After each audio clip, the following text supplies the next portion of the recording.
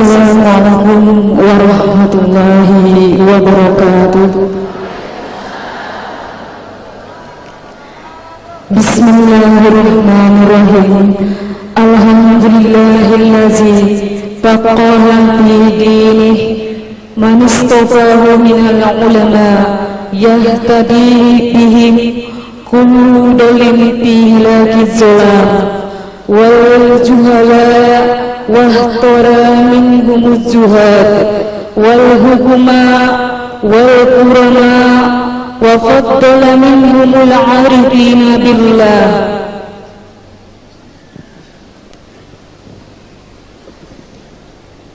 was-sifat wal asma wa azaqahum lazzatal mahabbah wa atla'ahum haqiqatal ashya.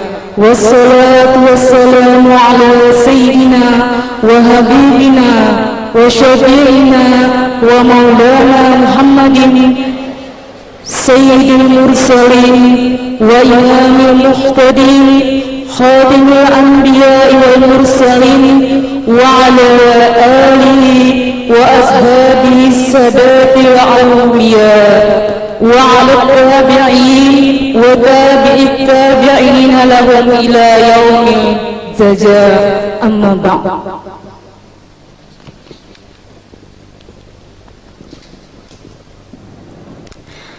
Adapun kemudian daripada itu adalah Al-Alimul Alamah Al-Arif Billah Al-Haj Muhammad Zaini Abdul Ghani bin Abdul Manap bin Muhammad Seman bin Haji Muhammad Sa'ad bin Haji Abdullah bin Al-Alim Alamah Mufti Haji Muhammad Khalid bin Al-Alim Alamah Halifah Haji Hasan bin Syekh Muhammad Arsyad Al-Banjari dilahirkan pada pukul 1.30 malam Rabu 27 Muharram tahun 1361 Hijriah bersamaan dengan 11 Februari 1942 Miladiah di Kampung Tunggul Irang Seberang, Martapura.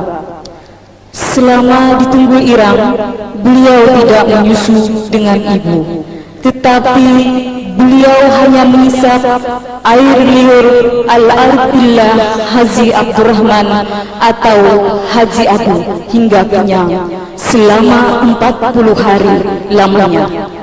Nama beliau selagi kecil adalah Husairi. Sejak kecil beliau termasuk salah seorang yang mahfud, yaitu suatu keadaan yang sangat jarang sekali terjadi kecuali bagi orang-orang yang sudah dipelihara. Beliau adalah seorang yang mempunyai sifat-sifat dan pembawaan lain dari yang lainnya. Di antaranya adalah beliau tidak pernah ihtilam. Kemudian beliau dibawa untuk tinggal di keraton oleh Habib Hasan Al-Aidarus Tunggul Irang dengan izin dari Al-Alim Alamah Arif Billah Haji Abdurrahman Keramat Tunggul Irang itu. Al-Alimul Alamah Al-Arif Billah Al-Haj Muhammad Zaini Abdul Ghani yang sejak kecil selalu berada di samping kedua orang tua dan nenek beliau yang bernama Salbiah yang memeliharanya dengan penuh kasih sayang namun disiplin di dalam mendidik, sehingga di masa kanak-kanak beliau sudah mulai ditanamkan pendidikan tauhid dan akhlak oleh ayah dan nenek beliau sendiri, serta belajar membaca Al-Quran. Dengan demikian, guru pertama dalam bidang tauhid dan akhlak adalah ayah dan nenek beliau sendiri yang selalu memimpin. Meskipun kehidupan kedua orang tua beliau dalam keadaan perekonomian yang sangat lemah, namun mereka selalu memperhatikan untuk membantu serta meringankan beban guru yang mengajari anak mereka membaca Al-Quran. Sehingga setiap malam beliau diberi sangu atau bekal 1 botol kecil oleh orang tuanya yang berisi minyak tanah untuk diberikan kepada guru mengaji beliau yang bernama Guru Muhammad Hasan Pasayana yang mengajar Al-Quran. Dalam usia kurang lebih 7 tahun, beliau sudah mulai belajar di madrasah kampung Keraton Martapura selama 2 tahun. Kemudian meneruskan ke Madrasah Darussalam sampai tamat dan tidak pernah bersekolah di sekolah dasar atau SD. Adapun guru-guru al-alimul alamah al-arif billah al-Haj Muhammad Zaini Abdul Ghani, yaitu 1 di tingkat ibtidaiyah Keraton, Guru Muhammad Zaini Umar dan Guru Abdul Muiz. 2 di tingkat tahdiri ibtidaiyah Darussalam, yaitu Guru Sulaiman, Guru Haji Abdul Hamid Husin, Guru Haji Mahali Abdul Qadir, Guru Muhammad Zaid, serta Guru Haji Rofi'i.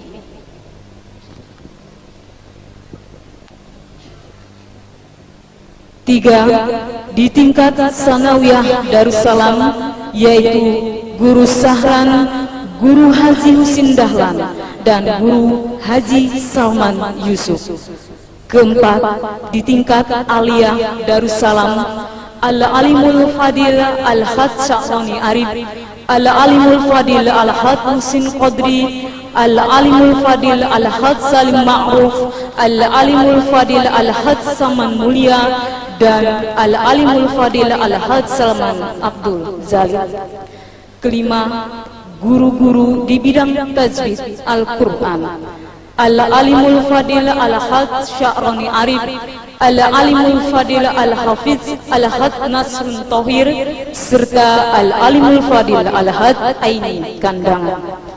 6 guru-guru khusus tasawuf dan suluk, yaitu Al-Alimul Alamah Al-Had Syarwani Abdan, Al-Alimul Alamah Kiai Muhammad Falak Bogor, dan Al-Alimul Alamah Syekh Syed Muhammad Amin Kutubi.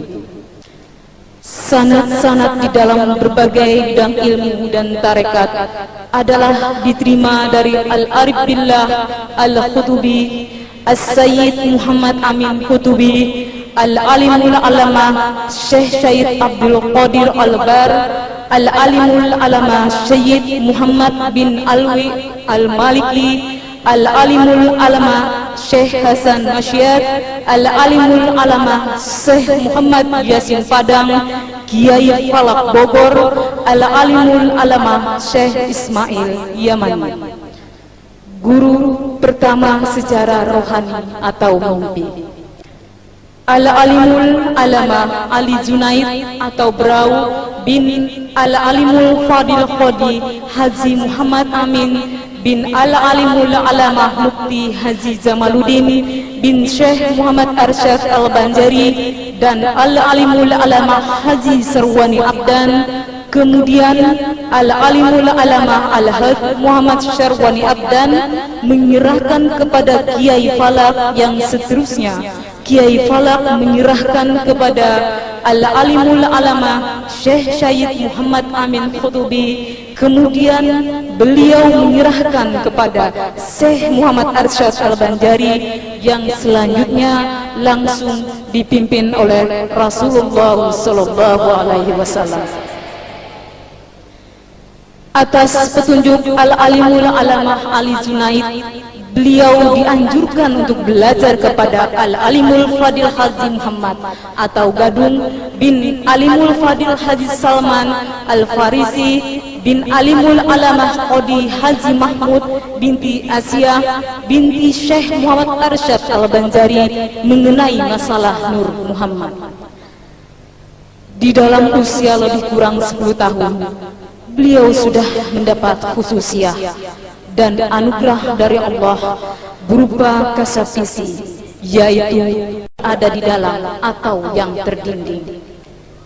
Sewaktu beliau syiah berjalan di hutan, rumput-rumputan memberi salam kepada beliau dan menyebutkan manfaatnya untuk pengobatan dan sebagainya.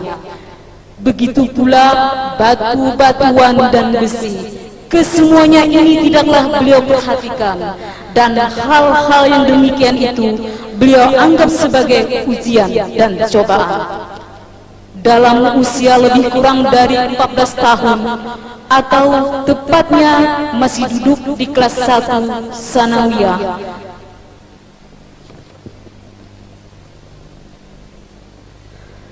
beliau telah dibukakan oleh Allah Subhanahu wa taala atau butuh tak kala membaca tafsir.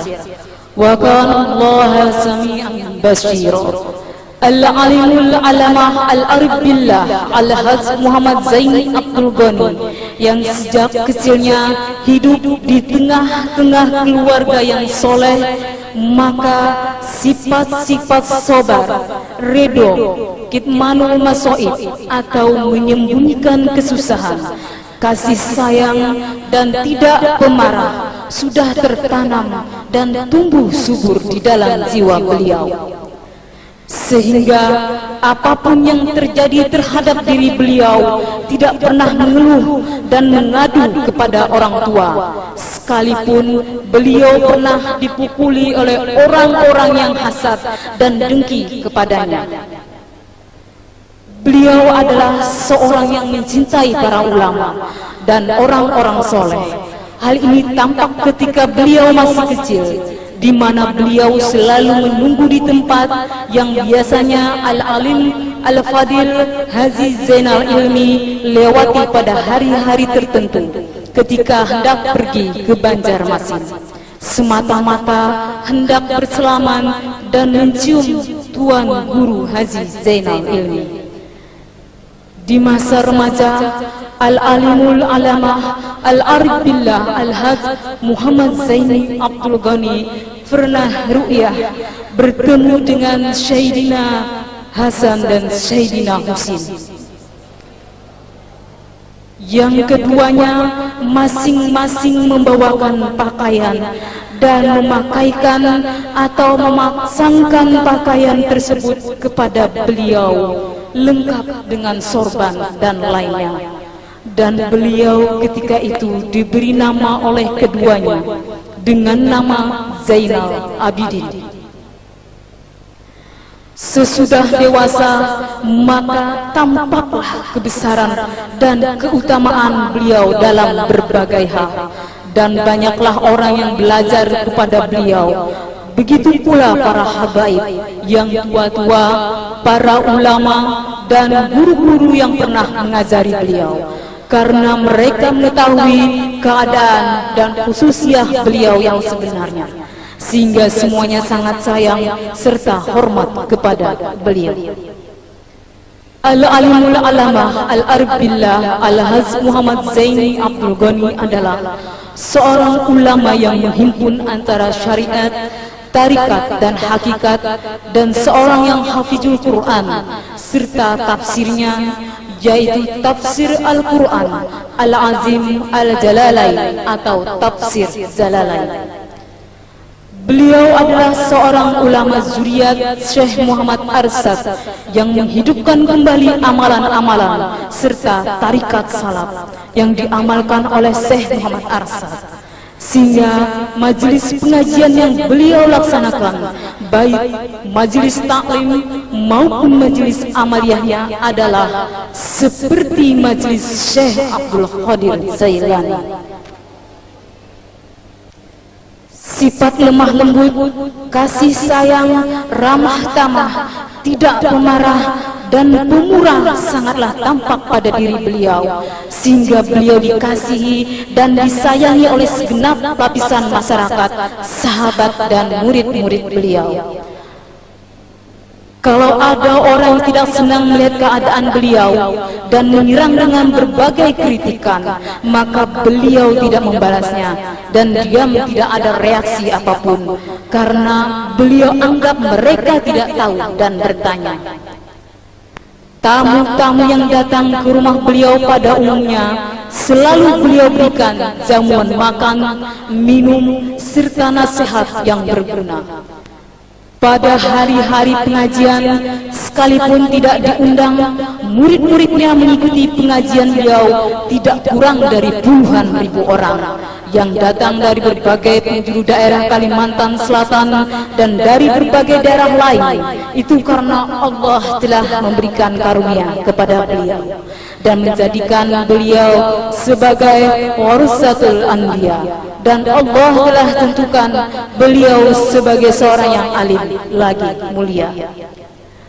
Beliau adalah seorang yang mempunyai prinsip dalam berjihad.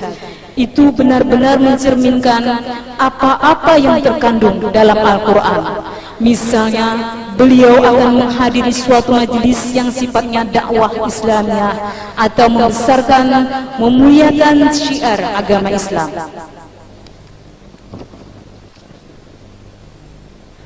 Maka sebelum pergi beliau ke tempat tersebut, lebih dahulu beliau turut menyumbangkan hartanya untuk pelaksanaan kegiatan tersebut. Kemudian baru beliau datang.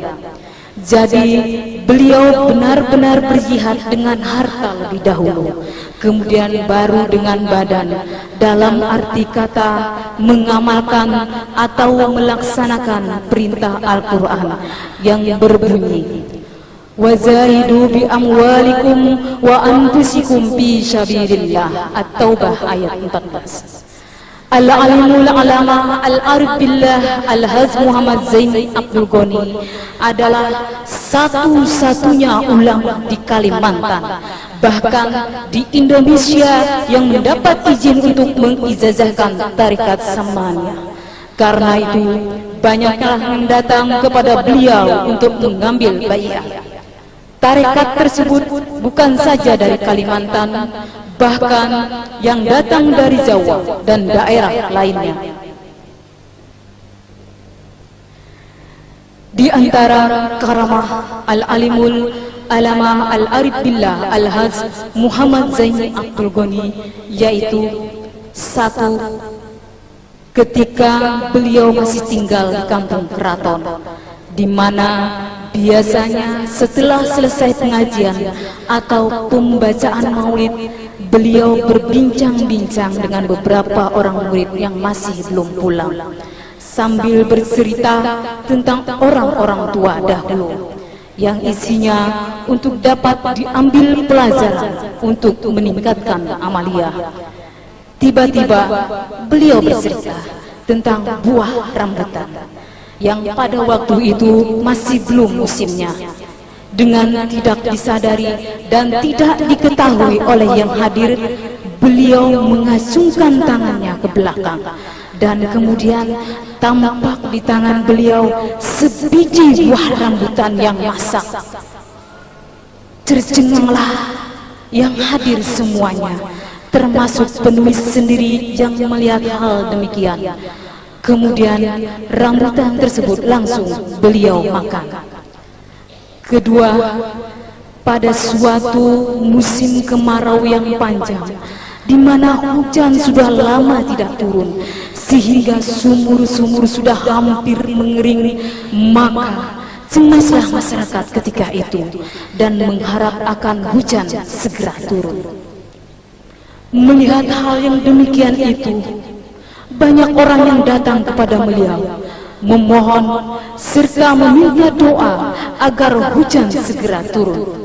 Kemudian beliau keluar rumah dan menuju kepada pohon pisang yang berada di dekat rumah beliau. Lalu beliau goyang-goyangkan pohon pisang tersebut, dan tidak lama kemudian hujan pun turun dengan derasnya. Ketika beliau sedang menghadiri selamatan dan kemudian disuguhi jamuan oleh Sohibul Bait. Tampak pada ketika jamuan yang disuguhkan kepada beliau hampir habis dimakan oleh beliau. Namun setelah piring tempat makanan tersebut diterima kembali oleh yang melayani ketika itu, ternyata makanan yang tampak hampir habis tadi masih banyak tersisa dan seakan-akan tidak dimakan oleh beliau. Keempat, pada waktu pelaksanaan Haul Syekh Muhammad Arsyad Al-Banjari ke-189 di dalam pagar Martapura, kebetulan pada masa itu musim hujan, sehingga membanjiri jalanan yang akan dilewati oleh Al-Alimul Alama Al-Arif Billah Al-Haz Muhammad Zaini Abdul Ghani untuk menuju ke tempat pelaksanaan. Hal ini sempat mencemaskan panitia pelaksana haul. Namun apa yang terjadi? Meskipun sehari sebelum pelaksanaan haul, jalanan tersebut masih digenangi air sampai pada malam harinya. Maka dengan tidak dikira, tepat pada hari pelaksanaan haul tersebut, sejak pagi harinya, jalanan yang tadinya digenangi air menjadi kering semuanya, sehingga dengan mudahnya beliau dan rombongan melewati jalan tersebut. Dan setelah selesai, keesokan harinya jalanan tersebut kembali digenangi air sampai beberapa hari.